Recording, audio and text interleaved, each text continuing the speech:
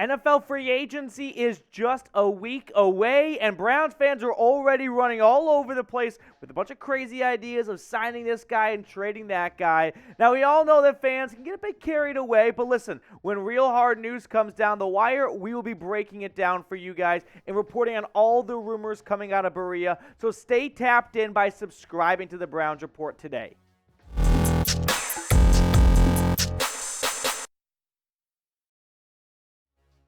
Things are heating up. Welcome into the Cleveland Browns Report by Chat Sports. I'm your host, Matthew Peterson, and we had about a month of hibernation of waiting for some real hard-hitting news and rumors to come down the wire, and boom, it is here. There are lots of rumors swirling around about the Browns potentially making a big move soon. We're going to be looking at all this throughout the week, but I want to start the show by focusing on just a couple of players in mind. But first things first, if you want the Browns to make a big move, hit that thumbs up icon, like today's video. We have not gotten 300 likes on a video in well over a month at this point. Let's break that today. If you want to see Andrew Berry put his nuts in a wheelbarrow and make a huge trade, hit that thumbs up icon to start the show. Now, let's jump into the latest on our guy, Jessie Bates, because we got a new inkling, a new story coming out from Cleveland.com and MKC, who reported that Jessie Bates would like to play with Deshaun Watson. Now,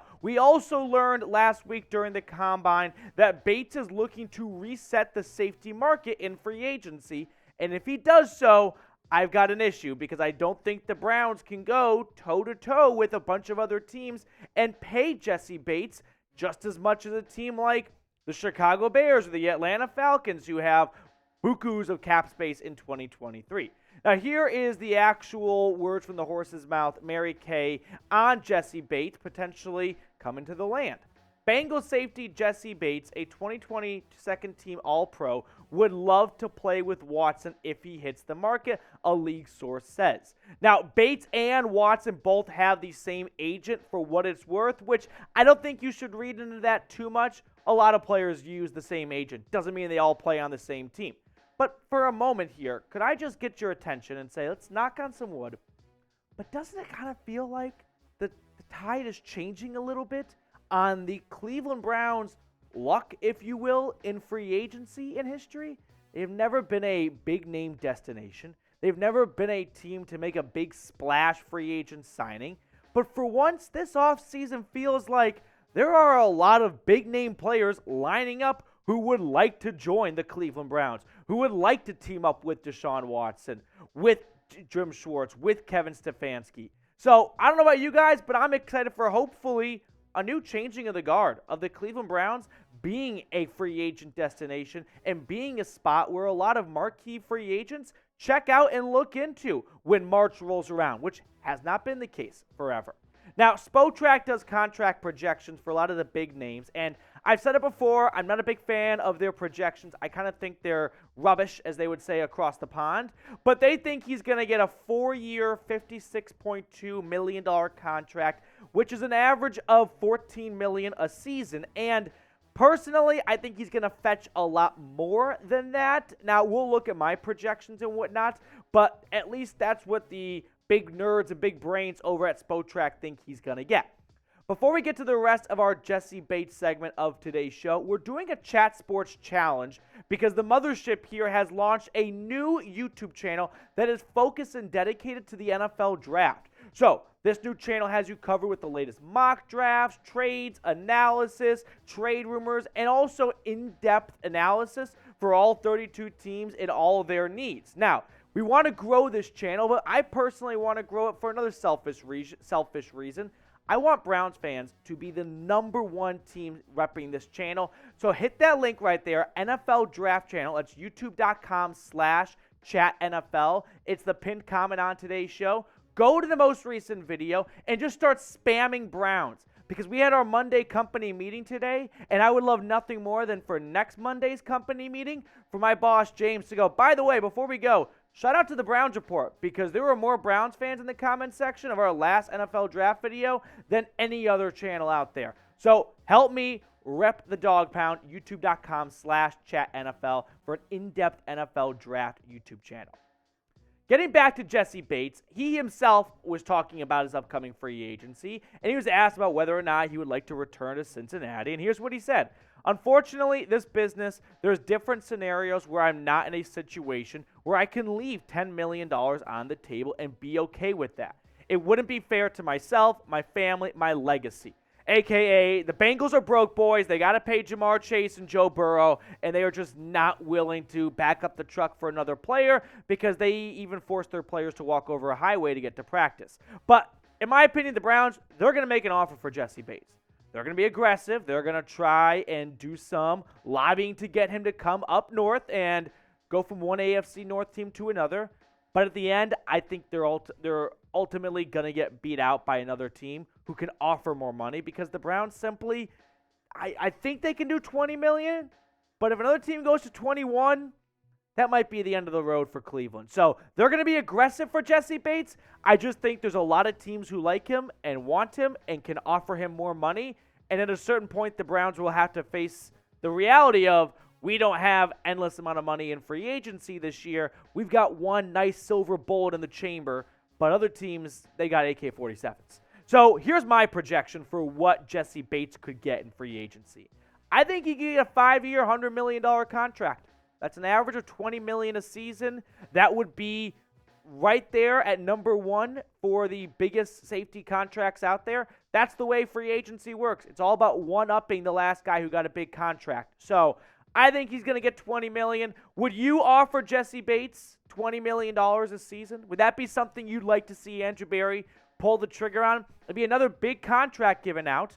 But let me know, S for sign or P for pass in the comment section below.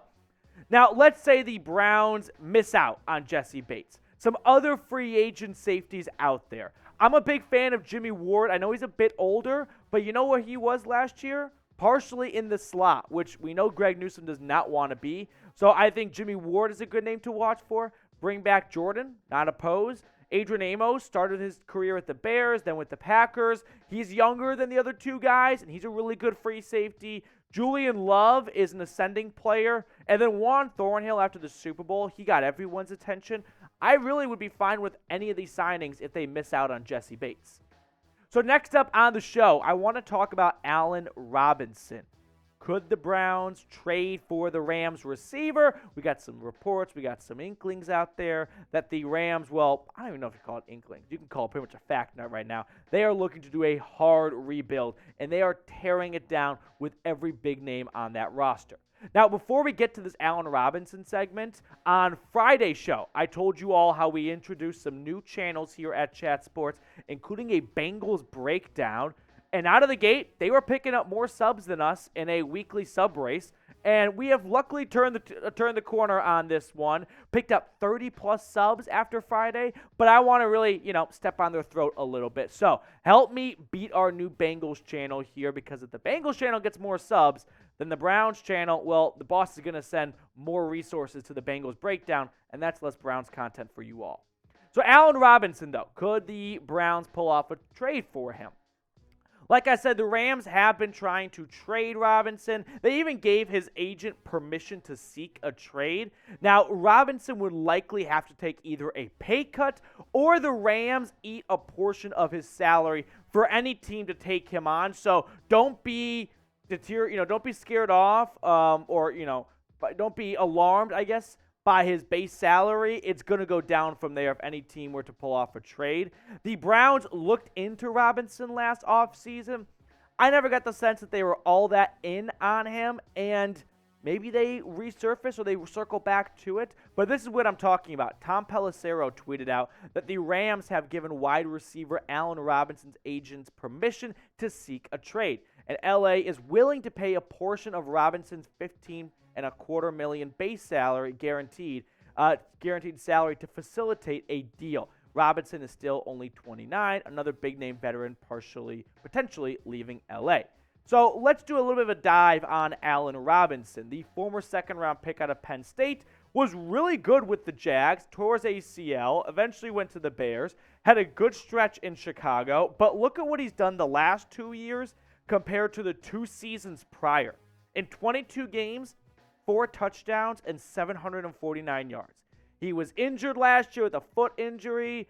He was also basically shadow banned by Matthew Stafford. He only looked Cooper Kupp's way. But 2019 to 2020, he was like a number one receiver, no doubt about it. 2,300 yards, 13 touchdowns in 32 games. Like, he was never been a huge red zone target, but he has been a very reliable and consistent receiver. Here's the thing. I loved Allen Robinson when he was on the Bears. I thought that was a good fit and a good player at the time for them. But I'm going to pass right now on 2023 Allen Robinson because he's a receiver who struggles to separate.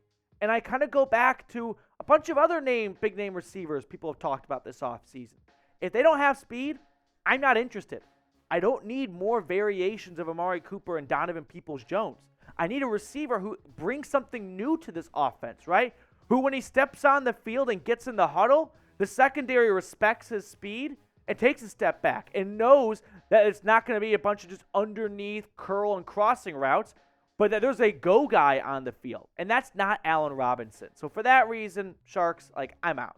But what say you? Would you trade? If it's a trade, it's not going to be much at all. I would call it like a seventh rounder. The Rams would be kind of like Amari Cooper, right? He went for a fifth. Robinson's value is even lower. Or sign Allen Robinson. Just, do you want to get A-Rob to Cleveland altogether? Yes or no? Now, before we get on out of here, we got a random Browns player, and then we got a super thanks to get to in just a second. But Ethan Holloway with a all-time random Browns player, former second-round pick out of Georgia. Yeah, Muhammad Massaquoi. I mean, this is the epitome of random Cleveland Browns players. So, Ethan, you won. This was a great one. Loved that comment down below. And, hey, comment a random Browns player of your own, and I'll pick one for a future show. And we got a quick super thanks to get to before we get on out of here. Brown Tiger, an MVP of the channel, saying, it's a long super thanks, but I'm going to read through it and then give you my take at the end. I'm hoping wholeheartedly they trade for DeAndre Hopkins. Then all of you would see the magic I already know all about. He's way better than Cooks and the chemistry you can't buy. I know his cap is a definite negative, but I truly feel if they can get him, they'll restructure his and Watson's contract to make the deal happen. But if they can't get Nuke Hopkins, what do you think about trading for Vegas' slot receiver Hunter Renfrow? He already has a ton of chemistry with Watson from Clemson. He's the one that scored the game-winning point on Alabama in the national championship and won the Natty. What say you? I think you'd be a great fit. Go Browns. Brown Tiger doing everything possible to not mention I'm a diehard Clemson fan. Can we just hoard all the Clemson Tigers in Cleveland? I like Hunter Renfrow. He's not old. He's young. He is speedy. He's a slot receiver. DeAndre Hopkins, if the Browns trade for him tomorrow, I can't stand up here and not be excited about it because he's a top 10 receiver when he's healthy, which we haven't really seen a full Hopkins in the last 2 years. But I just think you could make a more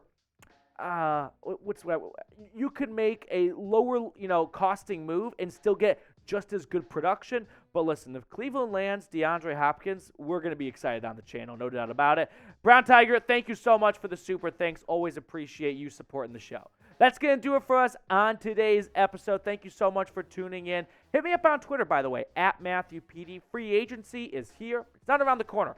It's here, baby. And I'm talking all about it on my Twitter. So interact with me over there if you haven't already.